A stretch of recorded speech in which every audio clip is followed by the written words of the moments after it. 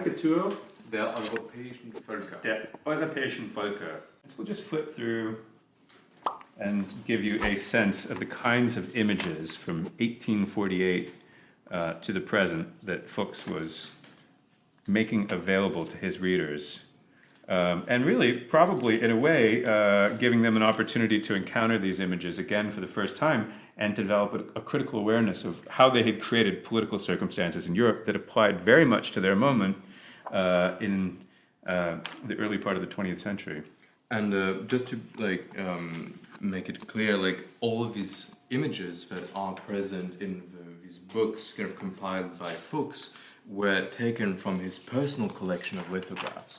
So he had gathered kind of hundreds, thousands of lithographs that he bought in several places, including kind of in Paris, in Munich, in Berlin, and he put them together. So it's basically himself curating his own collection with this kind of social critique, kind of thematic approach. And that's important to remember. So all of this was actually kind of owned by Fuchs, basically. So this is amazing, right? Because he's really this is the dream of a reactionary, right? And you can see it's printed on fragile paper, so I'm being careful opening it up. But he went to such trouble to reproduce this so that people could really have this experience of previous generation of. This is again from 1848, which was a very important year in the history of political culture in Europe. Across a former Tumblr. This you can call it a form of Tumblr. This is Eduardu Fuchs' own Tumblr page, right? You see, this is so fantastic. Ein Auto da Fe in the 19th century. So you have books being used to burn Molière, Sophocles and Euripides.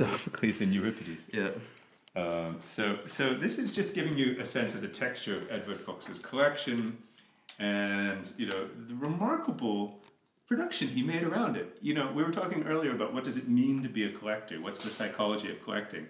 And I think really, unfortunately, today a lot of times people think about collecting as an economic activity. Like I'm going to develop a collection of something to become very valuable. You can see Fuchs developed this collection, and he used it as a site for the production of new meaning and critical consciousness and a heightened sense of awareness about political opportunities and challenges for creating a utopian culture, which he believed in. Fuchs was an optimist and a pragmatist. He was a Marxist and a communist, and he believed in a more just society, and he was always pointing out the hypocrisies around him. And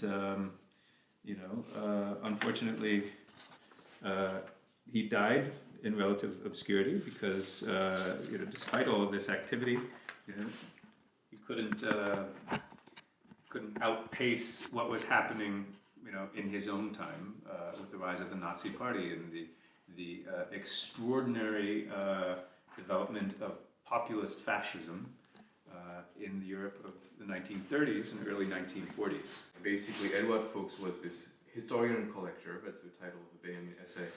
The Biennial essay set out to be a biography of Fuchs. That was what was asked of Benjamin by Max Horkheimer, who was one of the founders of the Frankfurt School.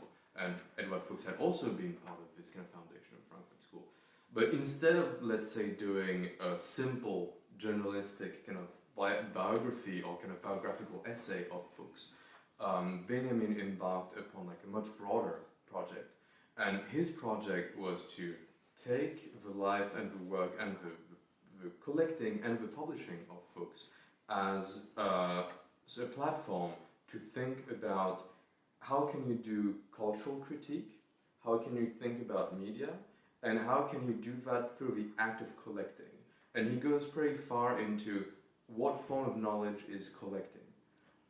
He has an interesting development there because he is taking position against forms of history that would be encyclopedic, so that it would pretend to cover everything from beginning to end, and he is privileging the kind of research that Fuchs is doing, which is take something specific, so kind of caricatures on the power of women, caricatures on the kind of revolutions of 1848 in lithography and delve deep into there, and maybe you'll be able to reveal something about the culture, basically. So this kind of intuitive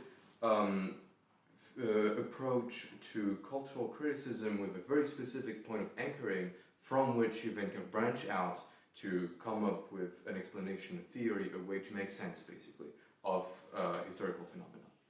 So here we have an example too, right? Because Fuchs was very astute, I think, in choosing topics that were of interest to him, that he believed would be of interest to a broader popular audience.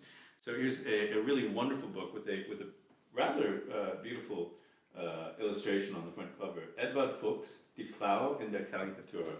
So this is an example of women as depicted in caricature, in European caricature of more or less the 19th century, the early 20th century, giving the reader some kind of a critical awareness about these new emerging models of femininity and about the role of women in society. See, Fuchs was really interested, actually, in some key topics of his time and our time, and he was interested in the construction of gender and sexuality and eroticism, as much as he was interested in the political culture of European nationalism and revolution.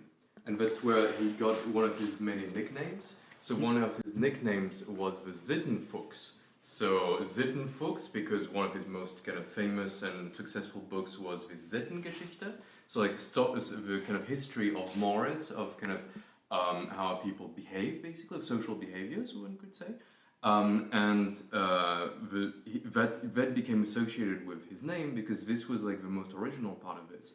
It's also fascinating to think about the fact that historians kind of thematizing history of mentalities, histories of how do we think about gender, for instance, or like sexuality, became like a very important topic in the second half of the 20th century.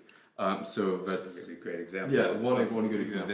This is from a book concerning the history of female dominance and feminine power in society.